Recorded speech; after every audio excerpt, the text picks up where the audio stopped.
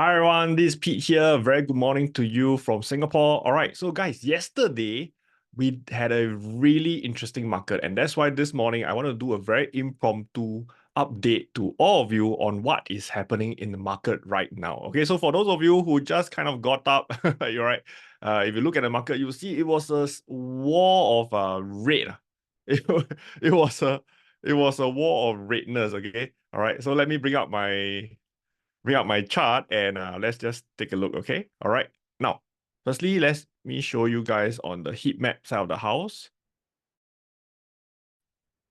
All right, should we be able to see this? All right, okay, let me zoom in a bit. Okay, okay. So you can see yesterday we had a very massive drop across the board, right? Um, Especially the semiconductor side, you can see that even like, for example, most semiconductors dropped by about 2%, 3%. Okay, right? Financials also fell, tech also fell, right? Communications also fell. Everything fell, basically. Okay, other than my favorite, Meta. Meta didn't fall. Okay. Okay. Now, on top of that, what is another sector that I've always liked, and I always tell people if you're not very familiar, try to stay out of it, right? Is energy. Okay, so you can see that oil and gas actually did pretty well. Overall, oil prices still went up. Okay, later we take a look. And for those who are still investing in Tesla, for example, Tesla had a nightmare of a session. All right, it fell by 4.9%. Okay, GE fell by 2.42%. Right. And healthcare side also fell, right? UNH fell by 6.45%. All right, where is the rest? Okay, never mind. All right, so we'll look at overall. If I go to my main chart over here, so all in all, what happened is that uh S&P fell by 0.7%, Nasdaq fell by close to 1%, whereas that's Dow Jones fell by 1 whole percent. Okay, but if you look at it, right, what we see here is that actually it's a very healthy retracement once again, right? A very, very healthy retracement of the stock market. You cannot expect the stock market to go on a parabolic run. In fact, you don't want that to happen. If that happens, that means something is wrong with the market, right? If everything goes up in a straight line, eventually it has to come down, right? So right now, what we're seeing is very, very healthy upward trajectory, but it is such nights where suddenly the market just, for no rhyme and reason, boom, drop by 1% and stuff, right? It gets people very worried. Now, it is not that there is no reason. Okay, there are some small reasons. For example, of course, oil prices went up, right? So if we look at oil prices over here, let me look at oil and gas, right? You can see, for example, the main index XLE has been on a tear, right? It has been going up. In fact, what I've been doing is that on my XLE holdings, all right, I think I have called quite a lot of oil, about 6%, right? So what I did was I sold call options on those shares. So these are called covered calls. So I'm earning a premium, right? So I sold about $98. So long the share price doesn't go above, right, I'll earn this premium for free. And if the share price were to go above, no worries. I'll just sell away those shares, right? Because to me, this is also quite a high for oil and gas. Because if you look at the past years, we have never been so high already, So it doesn't hurt to take some profit over here. Okay. Now, for oil and gas, for those of you who are right now thinking about, hey, is this something I go into? Just take note, it's pretty high. I'm not in the midst of adding, I'm in the midst of selling. But in the future, let's say if you want to add on to this position, right, you can look at the ETF segment. It's the easiest. You don't have to go and analyze any companies. Although I do have the smaller companies here for those of you who want to take a look. But the main thing I would look at is just look at the ETF, right? There are different type of ETF. XLE, XOP are the largest two, right? So one is the general energy, the other one is specifically more towards oil and gas exploration, right? OIH is the services, right? So anything got to do with supporting the oil and gas industry, that's where it comes in. And then, of course, you have FCG, which is actually the natural gas, which has been doing very well as well, right? So my oil and gas portfolio has been kind of like supporting my overall portfolio over here. Okay.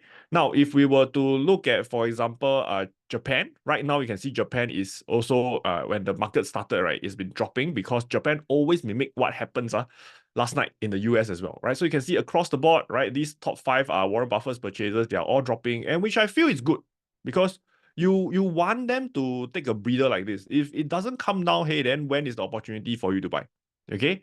Now, recently, Japan had a very big move, and basically what happens is the central bank decided to really just change the interest rate. Okay, so if you just go and take a look, you type in BOJ interest rate, right, you will find that that's the news. Okay, right? So they ended the negative interest rate and they started to increase, right, the interest rate. So right now, the new interest rate for Bank of Japan will be about 0.1. Now, it is not very high still comparatively to the US and to Singapore. It's not very high, but it will have a effect on the overall Japan system. And what it means is that it will herald in a new era of likelihood, a new era of possible inflation, and likely to be good for the stock market as well, right? So right now, for example, you look at the top few, like Itochu is having a breather over here, fantastic, right? Look at Marubeni coming down as well, Mitsui, Mitsubishi is a very interesting company. Maybe one day I'll just do a quick dive story into it. All right. And then Sumitomo is also coming down. Okay. All right. So you can see all these companies are right now having a fun of a day. Okay. Right. Now let's look at overall stronger companies, which I call bulletproof over here. You can see that yesterday Apple also fell. Right. A lot of things fell, basically. Okay. So guys, for those of you who are in the mentorship, right, options mentorship, take note. For example, when we look at Apple, yes, we are at a support right now. Okay, let me just do a quick analysis. We're at a support right now. Previously, there was a bit of bounce, but right now we are back down here. So what you want to take note of is to make sure that, hey, this level of support doesn't get broken through, right? So if you want to add shares at this moment, I think it's not a bad idea because the price is pretty good. But if you're going to do anything that's like strategy X, buying a call option or just selling a put option, for example, I would just want to wait for the price to increase a little bit. Okay, all right. A few more. Let's just take a look. Adobe, nothing to look at. It's still kind of finding support level, right? AMD, so you look at all the tech stuff, right? Sorry, semicon, right? It's been a while since they come down here, and you can see AMD now forming a very good formation. Okay, right. I'm very tempted to look at taking on the position already. Right, MACD is good. RSI, not much, not so much. But to be frank, if you look at the past historical track record, right, whenever there's a support level, the RSI is not at the base. Very rarely does it go to the base. So if it does, definitely I will be pulling the trigger. But this one is, I'm just thinking about it still. Okay, but stochastic is great. So this is a nice position. And to me, I feel that AMD can be quite a solid company to look at. Why is that the case? Okay, so let's just go towards the fundamentals. Okay, so I think some of the comments that I received previously is that, hey Pete, AMD is crazy. Why? Because look at the P ratio. Oh my goodness, 300 times. Okay, but one thing that I want you to take note, and it's one of the best indicator that I've known, which I learned from my mentor Sean Xia, right, is this thing called price to book ratio. And if you look at the price to book ratio for AMD, actually it has been one of the lowest it has been, right? One of the lowest it has been. And why is that the case? Because when we look at a price to book, we're looking at price to book value, which is the equity. And if you look at AMD as a business, right? Now let's just scroll down. You can see that it has been steadily increasing its book value per share, right? That means it's increasing its shareholders' equity, right? So if you're a shareholder, then you're gonna get paid more in this case, right? So I really like this comparing to, let's say, if we look at let's take a look at Nvidia, right? Okay, right? Nvidia chart wise, it hasn't come down a lot, but if you were to look at Nvidia in terms of value, right? I'm not talking about growth here, guys. Don't get me wrong. Okay, I'm talking about value.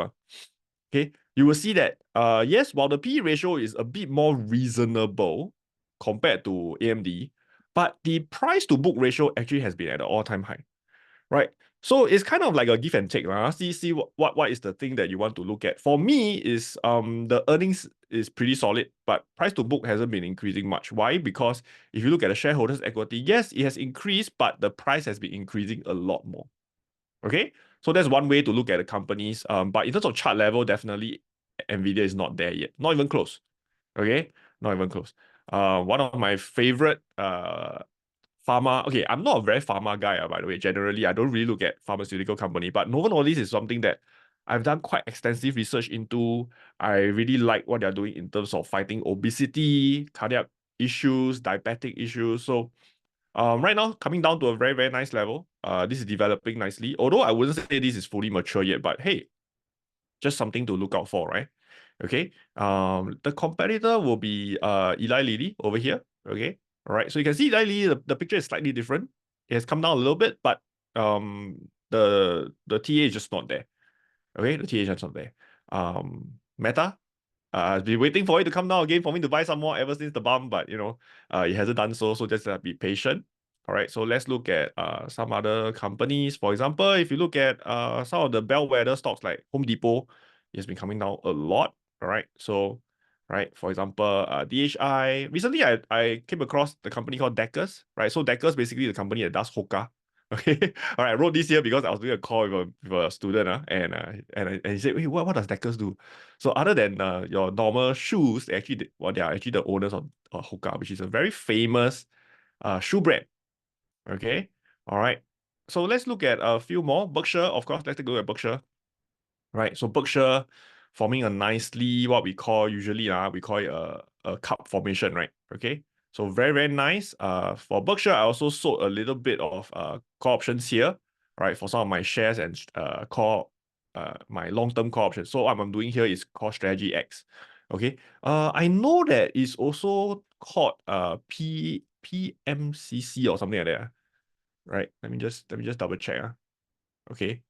Yeah, right. It's called a PMCC strategy, which I don't know why is it called. Or poor man's covered call strategy. Yeah, yeah, yeah. Okay. So basically, instead of owning the shares, you are owning the call option. Okay. I don't understand why they call it a poor man. Maybe because buying a call option is cheaper, but it actually requires more scale. Okay. So I would not call it poor man covered call options. I would say it's actually more advanced than that. Okay. In the option mastery, we call it X plus, right? Because you are using a call option, which is an X, right, on top of that. Okay, right. So these are the what's happening on the ground. If you look at some of the major companies like Amazon, hey, no major crashes. Okay, we are not seeing any major dips over here. Let's look at one of my favorite, Google as well. Very, very minor. Okay, Google had a very, very nice bounce late March. All right, I don't know how many of y'all invested. We did talk about this during one of our market updates. Okay, so don't forget to watch market updates. Okay, all right. Okay, let's just see. Those of you using IBKR, okay, IBKR. Oh, nice of a run. All right. And in fact, you will receive free shares if you uh, use IBKR as your platform in the first place. All right. Let me see, got anything else? Payment space. Let's look at, for example, Stone Cold, Warren Buffett stock. Previously, I think they already sold out already. Right. So after they sold out, I don't know, the price keep dropping. Right. This is not something that I invested in, just to show you. Okay. But one payment space that I'm personally invested in is Visa. Okay, Visa coming down to a very nice area, right? Of course, this is still pending a bit of mature to be matured, but watch out very carefully. This is some of the things that might happen. All right. Okay. So guys, I just want to give you all a very quick update on the market overall. I think this is still pretty solid market. Okay. What we saw previously is that there's a bit of inflation numbers coming on, so there's a lot of these news, okay, inflation number. But if you look across the board, right, for example, like Germany just talked about their inflation being lowers and stuff like that. Okay. So we're going to expect to see CPI results very soon. Okay, you can see over here, right? And yeah, so we'll see how it goes. But overall, I think the market is pretty, pretty strong. Unemployment rate is great. And let me just double check unemployment one more time. Unemployment.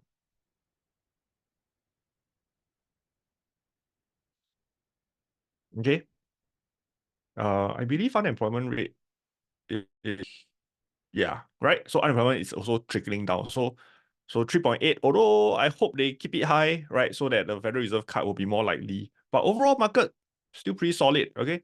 So in fact, right now, if you look at China as the market opens, yeah. Okay, so China didn't have much impact. Small little dip here over here, right? But let me just give a quick shout out to China. I think China overall has a bit of opportunity over here because overall it's very, very cheap. But you just need to be patient if you buy into China, right? Because we don't know when this cheapness will actually recover and be realized. Okay. One of the few companies I like is actually Tcom, Trip.com, one of the largest trip what do you call it? Trip organizing platform, right? So it's like Expedia, Booking.com. In fact, if you just throw in like Booking.com and Expedia, you will see that actually the the performance, right? I would say Booking.com and let me just do 1 year. Okay. Right. So Booking.com and Expedia actually move in tandem, but you can see Trip.com is trying to catch up already. Right. So not too bad. Not too bad of a performance over here. All right. So overall, this is the ad hoc update I want to give you guys. So when you see red days like this, okay, don't panic. Right? No reason to panic. Okay. For example, even like let me just talk about cryptocurrency very quickly. Wow, this is the real redness, right? Wow, Bitcoin dropped 6%, Ethereum dropped 6%. Some of the alternate coins, right, even dropped like double digit. Okay, right. So is this something you need to worry? I mean, let's just look at crypto very quickly. Once again, it's part of the natural movement of share price coming down, share price going up. So same, right? Even for cryptocurrencies, it's also the same. Okay. All right. So guys, that's all I wanted to share with you all. All right. Any questions, do put in the comments. I will read every comments and answer you guys. But once again, invest safely, invest well, don't panic, right? The market generally is still strong. If anything, a slight weakness in pullback will be a good opportunity for me to add, right? So you need to think about it in your perspective. How is this going to be applicable as well? All right. So I'll continue to engage you guys, be in our portfolio side, or is it in our mentorship side? Okay, so for those of you who have any questions, put in the chat, on the comments down below, and I'll see you all next time. Okay, bye bye.